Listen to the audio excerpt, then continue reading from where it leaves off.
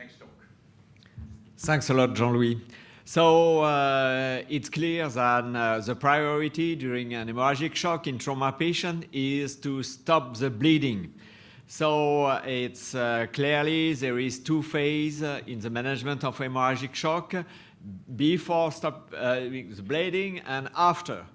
And before you stop the bleeding, really you have to be in a damage control strategy, not to lose time.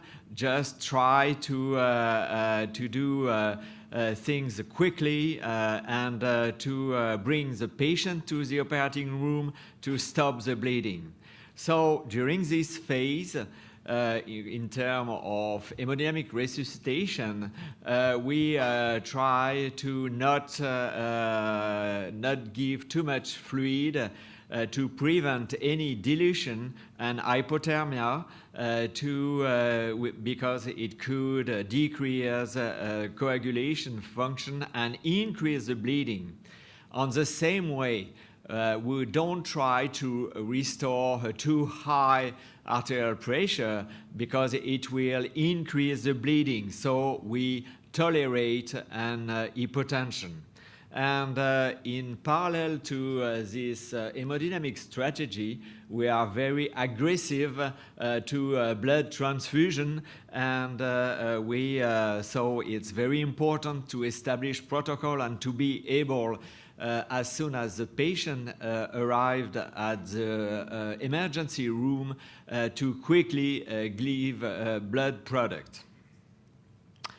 Most of the time during this phase, resuscitation is guided on very rough clinical things, examination, and most of the time we work with basic monitoring parameters: the arterial pressure, the heart rate, and we look at the blood lactate to see if our resuscitation is efficient or not.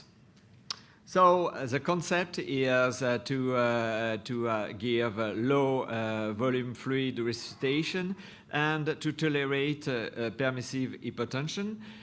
So what are the targets in terms of systolic arterial pressure? We try to be between 80 and 90 millimeters of mercury until the bleeding has been stopped. And if we have an association with a trauma brain injury, we increase the mean arterial pressure to get a good perfusion of the brain. So we start with isotonic crystalloid, and the use of colloid now has to be restricted due to the adverse effect in terms of hemostasis.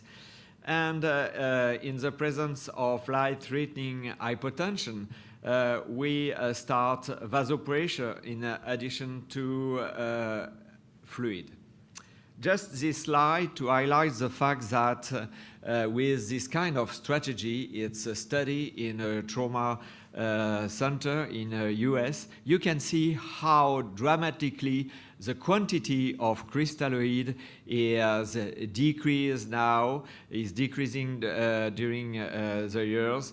And it's this decrease is in parallel to this decrease, you have an increase in the quantity of red blood cells that you transfuse and the quantity of FFP that you give. So clearly, the fluid, more and more, the fluid that we use in a trauma patient, it's blood and FFP more than crystalloid. But low volume resuscitation, it's not no fluid resuscitation, because what is the risk? The risk is that it's an hemorrhagic shock. You have at what point you have to give fluid, because the risk is to have a cardiac arrest before you reach the hospital. So I think that the best way to do is to perform fluid challenge. It's what we did is we give a bolus of 250 millimeters of fluid if we have a systolic arterial pressure lower than 80 millimeters of mercury, and after we give additional bolus depending on the value of the systolic blood pressure. It just it's from our database. It's from the different trauma center around Paris. It's just to show you what is the quantity of fluid that we give, crystalloid that we give during the pre-hospital phase. You can see that in mean it's 1,050 and 500 milliliters, and it's it's important also to look at the time to hospital admission. It's 80 minutes. So it's a long time, even if we try to do our best to decrease this time. You can see that when we look at the time, and it's always very interesting to have data. You always think that you are very good and you spend less time during the pre-hospital phase. But when you look at the true data, you are always surprising how long it takes and how we can improve our system.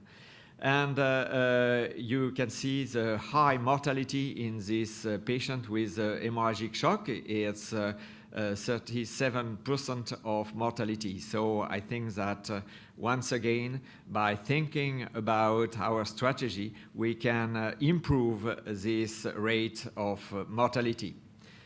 Just to highlight the fact that it's always difficult to find the security margin between a small quantity of fluid and the good quantity to maintain arterial pressure. I just want to show you this study. It's a pilot study where they, in one group, they control the resuscitation, the fluid resuscitation, to have a radial pulse or a systolic blood pressure greater than 70 millimeters of mercury.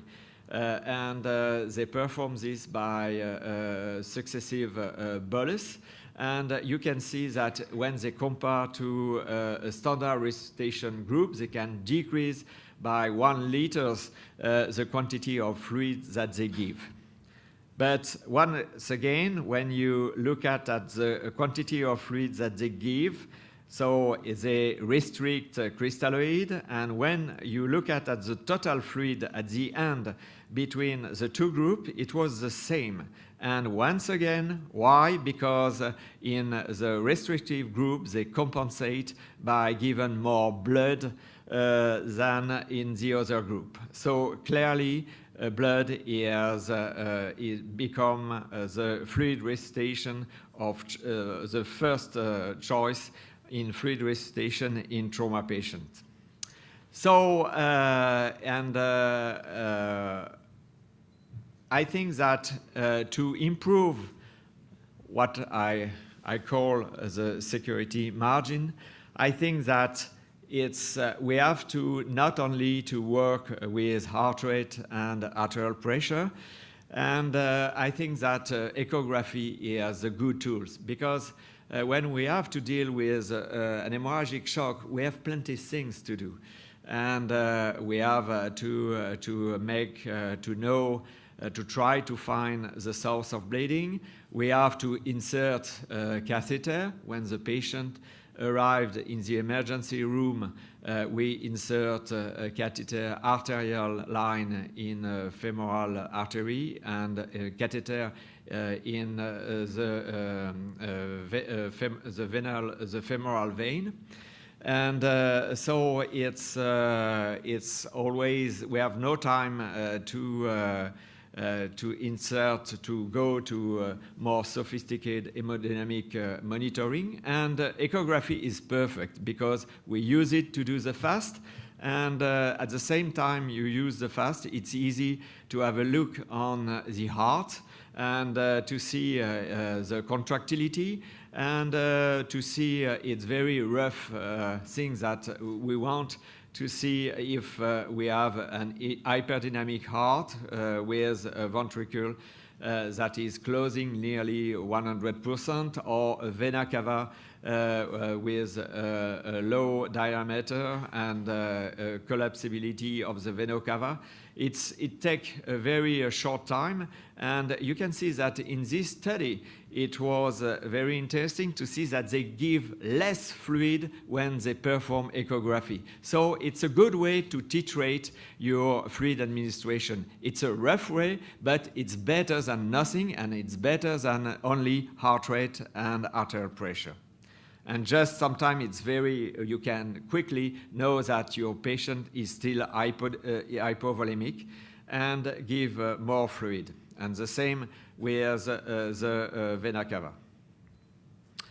So another point which is, I think, crucial is that it's not the same thing to give only fluid and to give fluid with a vasopressor.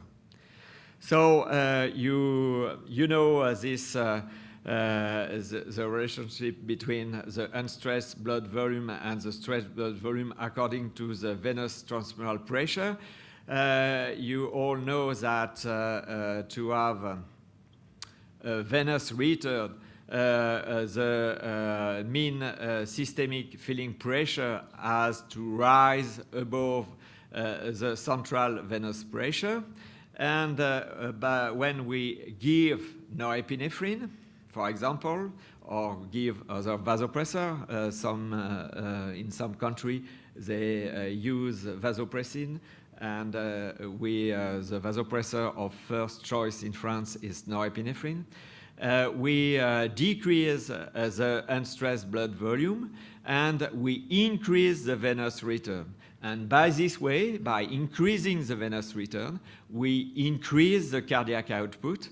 And it's when we think about I want to give not too much fluid, it's better to give not too much fluid in unstressed blood volume, which is decreased, which is stress, than to give fluid in an unstressed blood volume, which is increased by sedation, for example, because most of the time we sedated this patient. So by sedation, we decrease the vascular tone, we decrease the sympathetic function, and we decrease the venous return. So when we give vasopressor, we restore sympathetic activity in this patient. And just to illustrate this, it's an experimental study where we perform an hemorrhagic shock.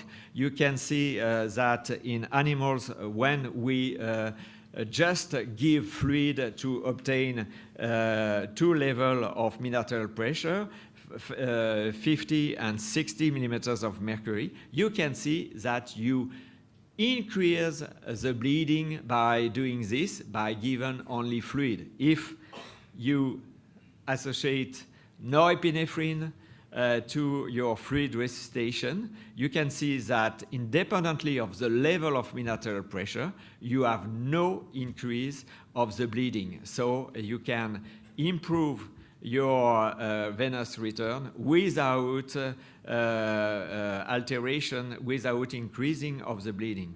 So, and we look at the microcirculation to see if we, by introducing norepinephrine, we induce a vasoconstriction, which could be deleterious at the level of microcirculation. And you can see that looking at the density was not altered by the fact that you add norepinephrine. So you have the norepinephrine did not close the microcirculation. You have no alteration of the microcirculation. And it's because microcirculation is not controlled by the sympathetic system. It's controlled by local vasodilatator or vasoconstrictor mediator, but not by the sympathetic tone. So when you give norepinephrine to an hemorrhagic shock, you improve his venous return, you improve cardiac output, and you are not deleterious at the level of microcirculation. Just this slide, it's a survey that we perform to see what in Europe, what are for physicians the best target in terms of systolic and mean arterial pressure. And if they use vasopressor, you can see that the large majority use vasopressor, and they start vasopressor. It's very heterogeneous response. It's sometimes it's after 1 liters or 2 liters of fluid. But what is interesting, if you look at the pressure target, you can see that a great number of physicians consider that they can tolerate a low systolic arterial pressure. It's here between 70 and 80, or a mean arterial pressure between 50 and 60. So a lower level that what is recommended by the European recommendation. And I think that it's, in my point of view, we need some security margin, and I think that it could be tricky to deal with this very low level of arterial pressure. And my concern is that I'm afraid that the risk of cardiac arrest is high or too high with this kind of arterial pressure. So in my mind, we have to keep what is recommended by the European recommendation, and to try to be with the systolic arterial pressure between 80 and 90. So if we have no response in my unit, we after 500 milliliters, we introduce norepinephrine. Because it's easy to use, and if you can, it's also easy to stop if it's a mistake. So I think that the risk is very low to quickly introduce norepinephrine, and the benefits could be high.